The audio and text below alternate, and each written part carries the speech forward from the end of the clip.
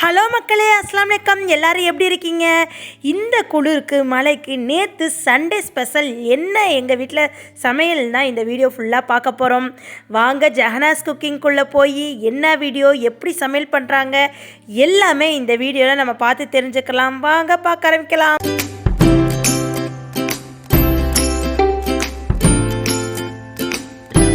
மக்களே, நீங்கள் ஓரளவு கெஸ் பண்ணியிருப்பீங்க சிக்கன் குழம்பு மாதிரி இருக்கேண்டு. ஆமாங்க, சண்டே ஸ்பெஷல் மார்னிங்கே எங்கள் வீட்டில் சிக்கன் ரெசிபி தான். அது என்ன ரெசிபின்னா, சுட சுட ஆவி பறக்க பறக்க பணியாரமும், அதுக்கு சைடிஷ் வந்து தேங்காய் பால் சிக்கன் கிரேவியும், ஸ்வீட்டுக்கு என்னோட ஃபேவரட் ஜவ்வரிசி பணியாரம் தான் நான் உங்களுக்கு இன்றைக்கி செஞ்சு காமிக்க போகிறேன். Sunday special morning breakfast recipe. வாங்க செய்ய ஆரம்பிக்கலாம். ஓவர் நைட் வந்து நான் ஜவ்வரிசியை இந்த மாதிரி மாவு ஜவ்வரிசி வாங்கி காக்கிலங்க ஊற வச்சுருக்கேன். ஊற வச்சு நல்லா உப்புனதுக்கப்புறம் தண்ணி எல்லாம் அந்த ஜவ்வரிசி முழுகிற அளவு தண்ணி ஊற்றி வச்சோம்னா தண்ணிலாம் இஞ்சிடும். அப்புறம் அந்த தண்ணியை வந்து வடிகட்டில் வச்சு புழிஞ்சிட்டு இப்போ வந்து அதை மிக்சியில் போட்டு ஒரு அடி இந்த மாதிரி மசிச்சு எடுத்துக்கிறேன். ஒரு நம்ம பல்ஸ் மோடில் வச்சு ஒரு அடி அடிச்சுக்கணுங்க, ரொம்ப அடிச்சிடக்கூடாது. இந்த பக்குவத்தில் நான் ஏற்கனவே இது 2 தடவை போட்டேன். உங்களுக்கு நான் டிஸ்கிரிப்ஷன் பாக்ஸில் இந்த சவரிசி பணியாரத்தை நான் வந்து தெளிவான ரெசிபியும் உங்களுக்கு அனுப்பி விட்றேன், அதையும் நீங்கள் செக் பண்ணுங்கள். இப்போ வந்து நம்ம கையளவில் 3 அந்த காக்களவுக்கு நான் 3 கையளவில் நான் ஜீனி உங்கள் தேவைக்கேற்ப போட்டுக்கோங்க. நான் வந்து கொஞ்சம் அளவாக தான் போடுறேன். அதோட பிஞ்ச் ஆஃப் சால்ட்டு போட்டு திக்கு தேங்காய் பாலுங்க, பால் இதை போட்டு நல்லா அடிச்சுக்கிறணுங்க. அடித்ததுக்கப்புறம் நம்ம முட்டை, இப்போ காக்கில் ஜவ்வரிசிக்கு நான் 1 முட்டை சேர்க்குறேன். 1 முட்டையும் போட்டு நல்லா அடிச்சுட்டு இப்போ இது 2ஐயும் சேர்த்து கையிலே நல்லா பிசைஞ்சுக்கணும். கையிலே நல்லா பிசைஞ்சால் சூப்பருங்க. இந்த ஜவ்வரிசியில் நிறைய மருத்துவ குணங்கள் இருக்குது. நம்மளோட வயிற்றில் அல்சர் புண்ணையாக இருக்கட்டும், நம்ம வயிற்று புண்ணையாக இருக்கட்டும், ஆற வைக்கிறதுக்கு இந்த ஜவ்வரிசி ரொம்பவே பயன்படுது. ரொம்ப குளிர்ச்சியானதுங்க. இது நம்ம உடம்புக்கு நல்லதுங்க. இந்த ஜவ்வரிசி பணியாரம் நீங்கள் ஒன்று செஞ்சு சாப்பிட்டு பார்த்தீங்கன்னா இது மாதிரி தான் நீங்கள் சாப்பிட்ணுன்ட்டு அடிக்கொருக்க இந்த பணியாரம் செஞ்சு சாப்பிடுவீங்க. ஈஸியாகவும் இருக்கும், அதே நேரத்தில் டேஸ்ட்டாகவும் இருக்கும், சூப்பராகவும் இருக்குங்க. இப்போ நல்லா பிசைஞ்சாச்சு. இப்போ டேஸ்ட் பண்ணி பார்த்தா கரெக்டான டேஸ்ட்டில் இருக்குது. இப்போ நம்மளுக்கு மாவு ரெடி ஆயிடுச்சுங்க ஜவ்வரிசி பணியாரத்துக்கு. இதை நான் வந்து ஒரு கடாயில் ஊற்றி எடுத்துக்கிறேங்க. ஃபஸ்ட்டு வந்து கொஞ்சம் நெய் சேர்த்துட்டு மிதமான சூட்டில் வந்து இதை வந்து நம்ம சுட்டு எடுத்துக்கிறோம். அதுக்கப்புறம் ஒரு கரண்டி அளவான ஒரு கரண்டி வந்து எடுத்து இந்த மாதிரி கொஞ்சோன்னு மாவை வந்து நல்லா ஃப்ளாட்டாக அடை மாதிரி நான் சுட்டு எடுத்துக்கிறேங்க. இப்படி இந்த பக்குவத்தில் இருந்தால் தான் உங்களுக்கு ஜவ்வரிசி பணியாரம் சூப்பராக வரும். திருப்புறதுக்கு ஈஸியாக இருக்கும். நீங்கள் தோசைக்கல்ல இருந்தால் லைட்டாக பிடிக்கும், பழகின தோசைக்கல்ல சூப்பராக வரும். ஆனால் நான் வந்து இன்றைக்கி வந்து நான்ஸ்டிக் தவாவில் சுட்டு எடுக்கிறேன். இது வந்து ரொம்பவே ஈஸியாக வந்துச்சு, நல்லா டேஸ்ட்டாகவும் இருந்துச்சுங்க.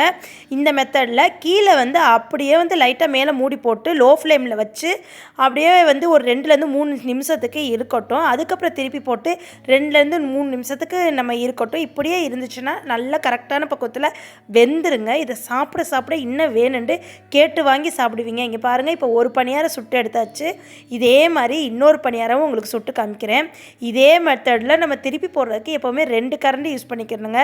ஒரு கரண்டி அப்படி கீழே சைடாக வச்சு இன்னொரு கரண்டி மேலே நம்ம திருப்பி போட்டிங்கன்னா பிய்யாமல் உங்களுக்கு திருப்ப வரும். நீங்கள் வந்து தனியாக நெய்யோடு யூஸ் பண்ணிக்கலாம், இல்லாட்டி எண்ணெய் ரீஃபண்ட் ஆயிலில் கொஞ்சம் நெய்யில் பாதியும் கலந்து வச்சு கூட யூஸ் பண்ணிக்கலாங்க.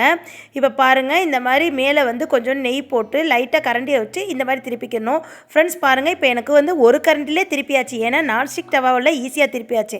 இது ஒன் சைடு வந்து நாங்கள் ஸ்வீட் ரெசிபி செஞ்சாச்சுங்க. இன்னொரு சைடு வந்து சிக்கன் வந்து கிரேவி வைக்கிறதுக்காண்டி பணியாரத்துக்கு செம்ம டேஸ்ட்டாக இருக்கும். இந்த மாதிரி கிரேவி வச்சா இது பணியாரத்துக்கு மட்டும் இல்லைங்க, இதே மாதிரி நீங்கள் பரோட்டா, அப்புறம் இட்லி, தோசை, சைடிஷ் எல்லாத்துக்குமே இது செம்ம சூப்பராக இருக்கும். ஈஸி மெத்தடில் இது செய்வோம். இப்போ வந்து சிக்கனை நல்லா கழுவி வச்சாச்சு, மஞ்சத்தூளும் போட்டு கழுவி வச்சாச்சுங்க. இப்போ மிக்சியில் வந்து 10-15 சின்ன வெங்காயமும் 2 பெரிய வெங்காயம் போட்டு ஒரு அடியை அடித்து வச்சாச்சு. இப்போ குக்கர் வந்து நீங்கள் எவ்வளோ சிக்கன் எடுக்கிறீங்களோ அதுக்கு தகுந்த மாதிரி அளவான குக்கரை எடுத்துக்கோங்க. நாங்கள் வந்து காக்கலன்றனால இப்போ வந்து சின்ன குக்கர் 3 லிட்டர் குக்கரில் தான் செய்ய போகிறோம். இப்போ வந்து செலவு தட்டில் 2 பட்டை, 2 ஏலக்காய், 2 கிராமு, அப்புறம் அன்னாச்சி பூவில் 1 பீஸு எல்லாம் போட்டுட்டு ரம்ப இலையும் சேர்த்து போட்டுட்டு அதுக்கப்புறம் 2 வெந்தயம், 2 சீரகமும் சேர்த்து போட்டுக்கிட்டா இந்த சிக்கன் சிக்கன் கிரேவிக்கு மணமாக இருக்குங்க. இப்படி நீங்கள் செஞ்சு பாருங்கள், செம்ம டேஸ்ட்டாக இருக்குது. இப்போ நம்ம டிக்கு டிக்குன்னு ஒரு அடித்து வச்சுருந்தோம்ல, அந்த வெங்காயத்தை நம்ம சேர்த்து வதக்கிக்கிறணுங்க. வெங்காயத்தை சேர்த்து வதக்கிறப்பே மனம் செம்ம தூக்கலாக தூக்கும். அதுக்கு ஒரு 2 கல் உப்பையும் சேர்த்து போட்டுக்கோங்க. வதக்கிறப்ப சீக்கிரமாக வதங்கிரும். இப்போ பாருங்கள், நல்லா பொன் சிவப்பாக வதங்கினதுக்கப்புறம் இஞ்சி பூண்டு பேஸ்ட்டு போட்டுக்கலாம். நெக்ஸ்ட்டு தக்காளி வரிசையாக போட்டுக்கிடுவோம். இப்போ நல்லா பொன் சிவப்பாக செவக்கட்டும். இப்போ பாருங்கள், அந்த பட்டை கிராம்பு அந்த ஸ்பைசிஸ் ஐட்டம் வெந்தயம் சீரகம் எல்லாம் நல்லா பொரிஞ்சதுக்கப்புறம் வெங்காயம் போட்டோம். வெங்காயமும் நல்லா பொன் சிவப்பாக செவந்துருச்சு. இப்போ 2லேருந்து 3 ஸ்பூன் டீஸ்பூனுக்கு நம்ம இஞ்சி பூண்டு பேஸ்ட்டு போட்டு நல்லா வதக்கிக்கங்க. இஞ்சி பூண்டு பேஸ்ட்டோட பச்சை வாசனை போகிற வரையும் வதக்கிக்கங்க. இப்போ 2 தக்காளியை 1-2மா நறுக்கி வச்சுருக்கேன், அதையும் சேர்த்து வதக்கிக்குவோம். இப்போ இந்த தக்காளியோட பச்சை வாசனை போகட்டும், அப்புறம் அந்த ஜூசினஸோட தண்ணி வத்தட்டும். அதுக்கப்புறம் நம்ம சிக்கனை தூக்கி போட்டுக்குவோம். அதுக்கு முன்னாடி மசாலா அரைப்போம். இதே மாதிரி நீங்கள் இந்த குழம்புக்கு அரைச்சி போட்டிங்கன்னா டேஸ்ட்டாக இருக்கும். அதுக்கு என்ன செய்கிறதுனா, சின்ன மிக்ஸி எடுத்து ஒரு 5லேருந்து 6 முழு பாதாம் பருப்பும், அப்புறம் மல்லித்தூள் இருக்குல்ல, எல்லாம் கலந்த மல்லித்தூளில் உங்கள் வீட்டுக்கு எப்போ எந்த அளவு போடுவீங்களோ அந்த அளவு சேர்த்துக்கோங்க. அப்புறம் தண்ணி மல்லித்தூள் இருந்தால் சேர்த்துக்கோங்க. நான் இங்கே எல்லாம் கலந்த மல்லித்தூளில் 3 டீஸ்பூனும், அப்புறம் பட்டை கிராம் தூள் 1/2 டீஸ்பூனும், மஞ்சத்தூளில் 1/4 டீஸ்பூனும், ஃபைனலாக சூப்பு பொடி இருந்தால் சேர்த்துக்கங்க. இல்லாட்டி தண்ணி மல்லித்தூளே நீங்களும் அதில் 2 டீஸ்பூன் சேர்த்துக்கங்க. இப்போ சேர்த்தாச்சுங்க. இப்போ நம்ம வதக்கி வச்சுருந்தது நல்லாவே தக்காளி எல்லாம் மசைஞ்சு வதக்கியாச்சு. இப்போ அதில் தனி மிளகாய் தூளில் 1 டீஸ்பூன் சேர்த்து, அதுக்கப்புறம் நம்ம கழுவி வச்சுருக்கோம்ல அந்த சிக்கனை நம்ம சேர்த்துக்குவோங்க. சேர்த்து நல்லா அந்த லோ ஃப்ளேம்லேயே அந்த இஞ்சி பூண்டு பட்டை தூள்லையே அந்த செலவுலேயே நல்லா வதங்கட்டும். அப்போ தான் இந்த சிக்கனோட கவுச்சி வாசனை இல்லாமல் செம்ம டேஸ்ட்டாக இருக்கும், சூப்பராக இருக்கும். சிக்கன் குழம்பு பிடிக்காதவங்களும் இந்த குழம்பு நீங்கள் செஞ்சு கொடுத்தீங்கன்னா விரும்பி கேட்டு வாங்கி சாப்பிடுவாங்க, அந்தளவு மணக்குங்க. இப்போ அரைச்சிட்டு நம்ம பேஸ்ட்டை வச்சாச்சு. இப்போ நல்லா லோ ஃப்ளேமில் அந்த எண்ணெயிலே நல்லா எண்ணெய் பிரிகிற அளவு வதங்கட்டும். இப்போ பார்த்துக்கோங்க, அந்தளவு பிரிகிற அளவு வதங்கினாத்தான் இப்போ இந்த மசாலாவை நம்ம அரைச்சி வச்சுருக்க மசாலாவை ஊற்றிக்குவோம். ஊற்றி அதையும் பெரட்டி உங்களுக்கு எந்த அளவு தண்ணி வேணுமோ அதுக்கு நீங்கள் தண்ணியும் சேர்த்து ஊற்றி அடிக்கலாம். இல்லாட்டி இந்த மசாலா அடிக்கிறப்ப நான் நம்ம திக்கு தேங்காய் பால் தனியாக அரைச்சி வச்சுருக்கோம், அப்புறம் தண்ணி தேங்காய் பால் 2வது எடுத்து வச்சுருக்கோம்ல அதை சேர்த்து தான் நான் அடிச்சிருக்கேன். இன்றைக்கி தேங்காய் பால் மட்டும்தான் ஊற்றி நான் இந்த குழம்பு வைக்க போகிறேன். அப்புறம் உங்களுக்கு வேணுங்கிற அளவு அப்புறம் அந்த மசாலாவெலாம் நம்ம அரைச்சி வச்சுருப்போம்ல அதில் கொஞ்சோண்டு கழுவி தண்ணி எல்லாம் ஊற்றிக்கங்க.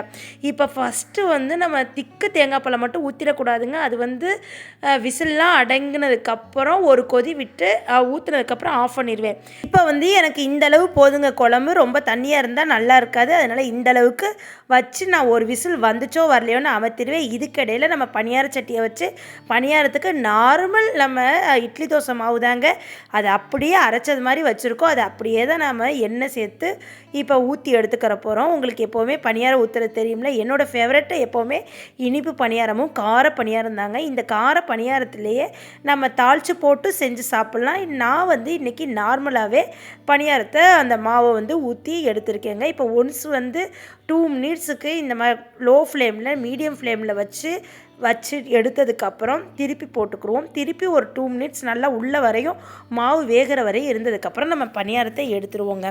இந்த மாதிரி உங்களுக்கு எத்தனை அளவுக்கு நீங்கள் பணியாரம் வேணுமோ உங்கள் வீட்டில் உள்ள மெம்பர்ஸ்க்கு எல்லாத்துக்கும் சுட்டு எடுத்துக்கோங்க. இதுதான் எங்கள் வீட்டில் இந்த பணியாரம். அப்புறம் இந்த சிக்கன் கிரேவி. நெக்ஸ்ட்டு ஸ்வீட்டுக்கு சவரிசி பணியாரம். இது தாங்க சண்டே ஸ்பெஷல். எங்கள் தாத்தா வீட்டில் தாங்க நாங்கள் மார்னிங் ரெசிபி சாப்பிட்டோம். அவங்க வீட்டில் இந்த ஸ்பெஷல் எங்கள் மம்மி செஞ்சாங்க. அதைத்தான் சரி நாங்கள் என்ன சாப்பிட்டோம், நாங்கள் சண்டே என்ன செஞ்சோன்னு உங்களுக்கு தெரியணும்ல, அதனால தான் உங்களுக்கு இந்த வீடியோவை போடுறேங்க.